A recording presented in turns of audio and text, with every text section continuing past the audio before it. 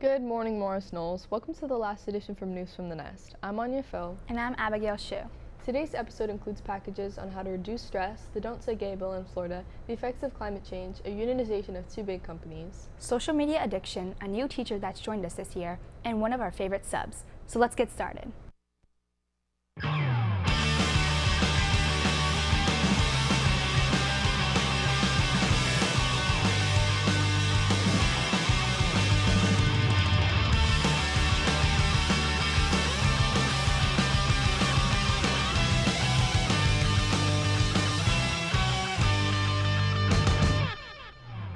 With only a few weeks left in the 2021-22 school year, the end of the school year is quickly approaching, and it's been very stressful for our MK students. Reporter Joseph Whitmore has some stress reduction tips to share with our Golden Eagles.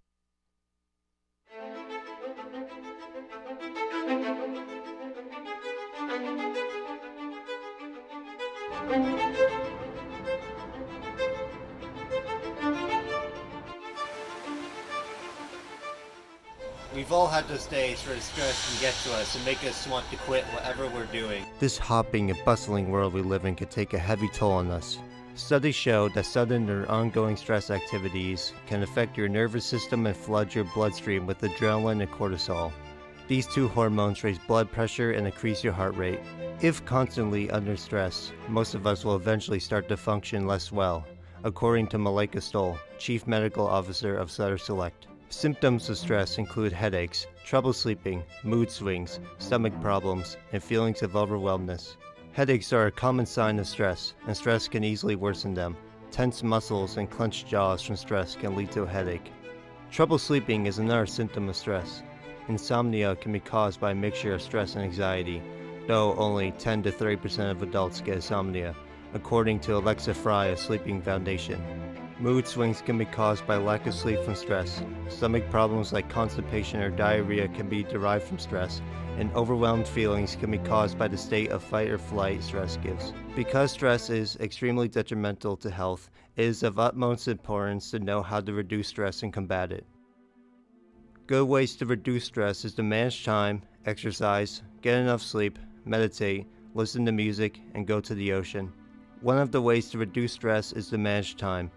Separating hard workloads into different times of the day helps reduce stress by giving direction and thought when there is too much work to do. Another way of reducing stress is to exercise. A routine exercise every day will increase overall health and sense of well-being, reduce stress, and it can also pump up endorphins.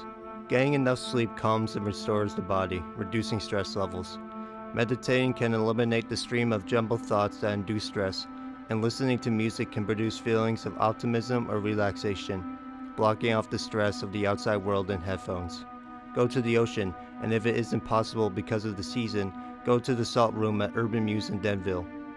It'll help rejuvenate the body, give the sense of being at the ocean, and help reduce stress. Even though there's a multitude of options to help reduce stress, stress is an unavoidable factor of our lives. But being chronically stressed will leave people much worse off, so all of these ways to reduce stress will be a huge help. This has been Joseph Whitmore reporting for News from the Nest.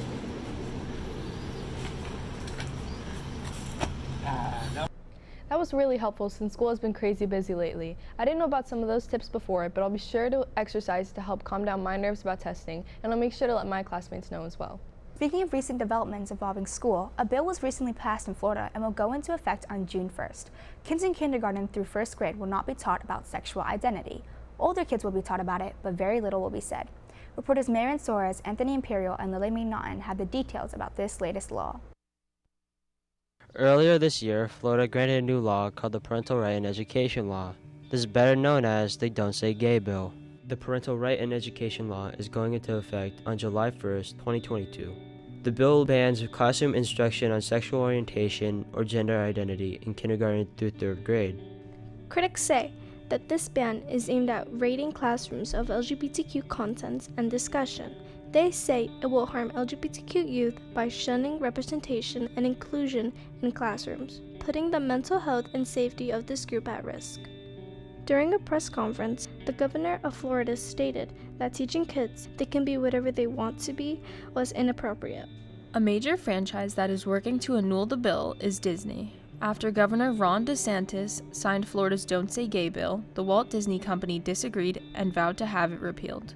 Disney is making a great effort to show their support to the LGBTQ community. The company has made a donation of $5 million to organizations who work to protect the rights of LGBTQ members. The company is dedicated to standing up for the rights of the LGBTQ members of the Disney family. They have had a major political impact in the state of Florida. The bill is not passed yet, but if it does get passed, parents have the opportunity to sue schools and employ educators who violate the law by including the topic into the curriculum without the parents' consent. This has been Mayron Suarez, Lily McNaughton, and Anthony Imperial reporting from News from the Nest. A lot of Florida citizens aren't okay with the bill and are fighting for it to be repealed. I wonder how that bill will affect the progress made for the people in the LGBTQ community nationwide. We'll have to keep an eye on this to see how it plays out. Another issue greatly affecting us are the effects of climate change in our world. Reporters Jenna Spina and Lily McNaughton have some tips on how you personally can help slow down the effects of climate change and make the environment a better place. There are dramatic changes occurring around the world due to climate change. If we don't act now, our world will be destroyed before we know it. Global climate change has already had observable effects on the environment. Glaciers have shrunk, ice on rivers and lakes are breaking up earlier, sea levels are rising, plant and animal ranges are shifting, weather patterns are changing, and trees are flowering sooner. The potential future effects on global climate change include more frequent wildfires, longer periods of drought in some regions, increase in heat waves, heavy precipitation, and sea levels rising. The Intergovernmental Panel on Climate Change, which includes more than 1,300 scientists from the United States and other countries, predicts a temperature rise of 2.5 to 10 degrees Fahrenheit over the next century. We are responsible for nurturing our planet, yet we are the reason for its destruction. Human activities are increasing the amount of greenhouse gases in our atmosphere. This causes sea levels to rise and temperatures to change drastically. Another solution to conserve energy is recycle. By recycling waste, you send less of it to landfills. You can also donate clothing, lights, and appliances you don't plan to use anymore instead of throwing them out. Reduce your food waste by shopping smart, buying only what you need, and donating unused food to food banks or shelters. Saving energy and using cleaner energy sources is one of the most cost-effective ways to reduce greenhouse gases and help combat climate change. Climate change is a serious issue that everyone needs to acknowledge. It is our planet and it is our job to take care of it. It is never too early to make a change, and there is no need to wait for others to make things right. We have to take control now before we don't have the choice. This has been Jenna Spina And Lily McNaughton, reporting from News from the Nest. Wow, that was really enlightening. The potential risks to our Earth are serious. I'll be sure to be more aware and use that advice at home. I need to start remembering to turn off the lights before I leave a room. It's really important to protect the Earth and the environment. As we return to active shopping in person, some employees of popular companies such as Amazon and Starbucks are sounding the alarm on unfair labor practices they have experienced. Although unions have been around since the 1790s, the Amazon Labor Union and the Workers United are making historic first steps to spread unionization in the modern age. Reporters William Champion, Kevin Wong, and Joseph Whitmore have the scoop. Unionization's on the rise, with 50 Starbucks stores that have voted to organize with Workers Unite, and Amazon workers who had started their first union at JFK 8. Amazon and Starbucks' reasons for unionizing are very similar. The workers feel a disconnect between themselves and the larger corporation. Leaders and trailblazers of both unions agree that the average worker will have more say in their working conditions if they unionize.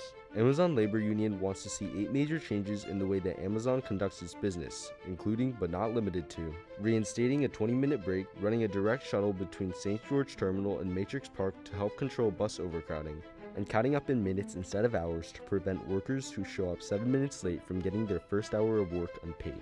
The Amazon Labor Union also believes that Amazon should immediately provide associates who are injured at work with paid time off and allow representatives into their anti-union training to explain their side. Amazon isn't the only major company that has workers unionizing. Some Starbucks workers are too.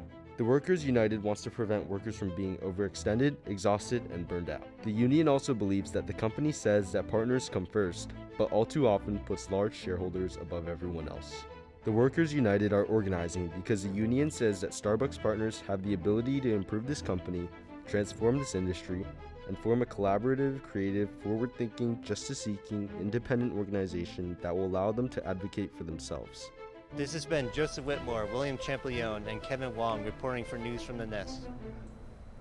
Unions have been around for a long time, and it's nice to see that these workers are fighting to get better pay and safer working conditions. Unionizing is only a step towards protecting workers. The rise in social media addiction has severely impacted today's society, more directly our students here at Knolls. Reporter Anthony Imperial has the facts on the rise of social media addiction.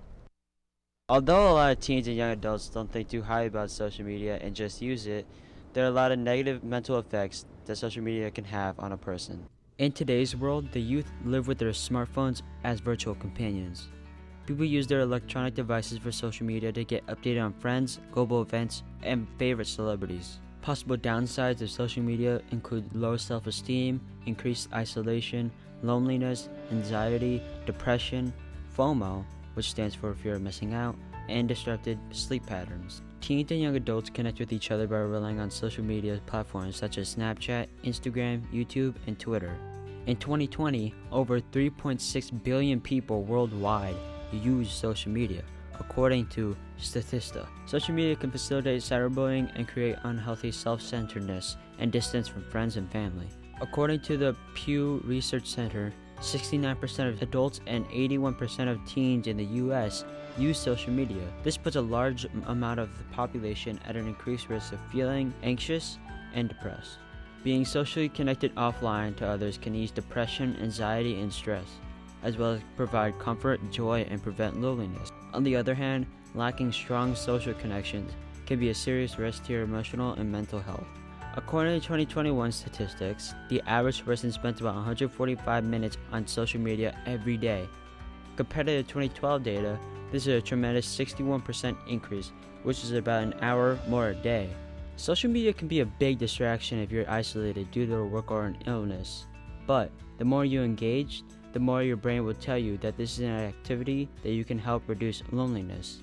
The downside, FOMO, can keep you returning to your phone and social media constantly. Whenever you check your phone, you respond to every single notification you have that pops up on your phone. You keep checking your phone over and over again to check for updates or messages. There are some ideas to decrease your time on social media, such as hanging out with friends, getting some exercise, and being involved in a physical sport. While each social media platform has its benefits, it is very important to remember that real-world human connection can never be replaced by social media. This has been Anthony Imperial reporting from News from the Nest. I see kids walking in the hallways going to their classes crashing into everything. It's because they're looking at their phones and not the people around them. I'm glad that now we're aware of how social media has an impact on our lives and how we can prevent becoming addicted to our phones. On a more positive note, we'd like to highlight one of our teachers that flew into our nest this school year. Reporter Kayla O'Flaherty has a scoop on the new addition to our MK Music family. Morris Knolls has experienced many other chorus teachers in the past. Yet again, another chorus teacher here at Morris Knolls. Kristen Markowski, the new teacher, received her Bachelor of Music degree in Vocal Music Education from Mason Gross School of Arts at Rutgers University. She studied with Professor Judith Nasosia, who was a member in the Rutgers University choir. Before working at Knolls, she worked at Montville Township High School. She was the director of the choral activities at Montville Township, where she taught concert choir, music theory, and Broadway workshops. She is also co-director and accompanist for the Onstage Theater Camp located in Clark, New Jersey. Before working in Montville, she was working as the choral and vocal director at Morristown High School. She always remains extremely positive and active in professional choral ensembles throughout New Jersey. Mrs. Markowski's impact on her students' lives is very positive. Her students say that she is the reason they do what they do, which ultimately is not wrong. She has a positive attitude and is an amazing school escape. Mrs. Markowski came after we had a fill-in sub. She stepped in and she took over. She has a very positive attitude and always comes with a smile. She makes us singers feel like we belong. Markowski came and taught us a little bit about music theory. She had us doing some solfege and reading the symbols, and that's when she taught us what the notes were and how many counts we have. She took that class from her old school and brought it over to Knolls. She has such an impact and a positive vibe that some students in her old school would take one of her classes 5 times a day. She taught Broadway workshops, which she said she loved teaching, but she is so happy that she doesn't have all that weight on her shoulders. Markowski came to fix our choir program. We had originally had 400 kids in our program, and then COVID hit because of the lack of activity. It made it drop down to barely 100. Mrs. Morgan says she is doing an amazing job rebuilding. She states that she has many ideas for our program and that finally someone came to take a stand. The choir program consists of a lot of travel, and due to COVID, we no longer had that opportunity. The new environment, because of the switch in teachers, the students just ended up losing interest.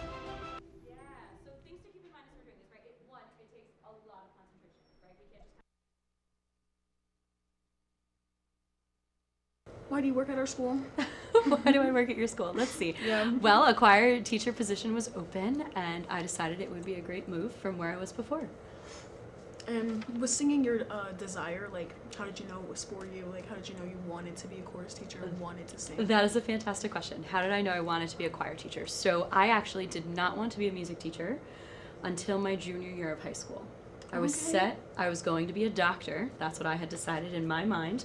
My mom was a music teacher, and I enjoyed what she did, and I appreciated it, but it wasn't necessarily the path I wanted to take for me. And then I'll never forget, I was sitting in my AP English class junior year, and I had this moment where I was like, what? And realized that's what I wanted to be, a music teacher, and choir specific. I mean, I play piano, obviously, right, as I do all the time. Amazing. Thank you. And I also played viola in up through high school. So I was like, I could do anything with that, but I want to sing, and I want to sing and play the piano all day long, and that's what I get to do. Okay. And I've seen a common pattern in accomplishments, and is there something else that you like dream of doing, and like there's something else that you see yourself doing other than like continuing as a chorus teacher? I see myself teaching choir for a very long time. I've often thought about, do I want to go and perform? Do I want to do this? Do I want to do that? I have no desire to be on Broadway. I have no desire to do any of that. I'm much more about sharing the education with the students. Me standing on a stage by myself singing terrifies me. It always has, it always will. My senior recital of college, it was 45 minutes of just me on a stage by myself, and I hated every second of it. I did it, and I got through it, but gearing up for that, I was so nervous. And it's just something that I've never seen myself taking that path. I don't want to go teach at a college level. I love the high school setting. I love the high school students and what they're, one, capable of doing, two, but just the atmosphere and the energy and all of that they bring to the classroom is so much fun. And kids from all over in different areas of the school, right? So we have the kids that have taken choir forever, so they decided to take choir again. We have kids who their friends thought it would be fun, so they would also take it. And I love that aspect of it, is it's everybody in one place to make music, and it's just great. So no, I don't see myself doing anything else that way. I'm totally content to teach high school choir for the rest of my life, and I'm okay with that. We're glad to have Mrs. Markowski with us this year. We'll be looking forward to what she accomplishes in the future, and we're thankful for all she's done for the music program so far.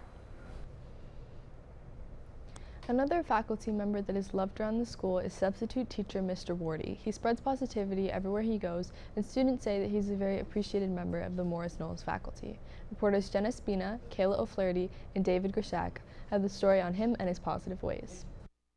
Morris Knolls has some amazing staff members and teachers, one of which that has stuck out in particular, the wise, quote-giving, knowledgeable substitute, Mr. Wardy. Mr. Wardy sits as a hall monitor and works as a substitute teacher. The quotes he hands out, we call them Wardyisms. While we work in class, he writes them, he cuts them out. Overall, he motivates us students here at Knolls and has a very good impact. Mr. Wardy has been a substitute teacher for 7 years. Before subbing, he served in the military from 1966 to 1967 and was mostly in the military police. Then he went on to motivational speaking and then to teaching. Mr. Wardy wrote for 7 years and has written 8 books and has had 6 of them published. His prior experiences have affected the way he teaches because he learned to look at each person as a unique individual. He says it's all about what people can put into their life to make them a better human being. What we want to say is that we really appreciate getting quotes from him every time he subs our class, and he's a Mr. Wardy began his infamous quote-giving service when he started subbing here in the Morris Hills Regional District. At first he was fearful and had doubts about giving out quotes, but it quickly turned into a positive thing. Some wise words from Mr. Wardy. The most beautiful things in the world cannot be seen or touched, only felt in the heart. Mr. Wardy has always had the most positive attitude. We asked him how we can all maintain the same positive attitude, and he told us it's the next step above thankfulness. He said to remember that nothing lasts forever. He's always super positive and gives out quotes that make my day. And he's always a breath of fresh air when he comes into the classroom to sub. If he could leave each student with one piece of advice, it would be to never give up and to have patience. Mr. Wardy inspires me to have a good day. As a class, we would like to say a big thank you to Mr. Wardy, and we urge everyone to listen to the wisdom he shares and apply it to their everyday life. And that was the wonderful Mr. Wardy. This has been David Greshak from News from the Nest. We love having Mr. Wardy in class, and he's everyone's favorite substitute teacher. Well, Knolls, this is our last episode of the school year, and we hope that you enjoyed the new format. We look forward to creating new episodes next year. If you would like to see more, log in and subscribe to our YouTube page following the link on the Morris Knolls webpage. Click the News from the Nest logo and then the bell to be informed of our uploads. We will be back again next year with our new editions from News from the Nest. Have a great summer, MK. This has been The Best from the Nest.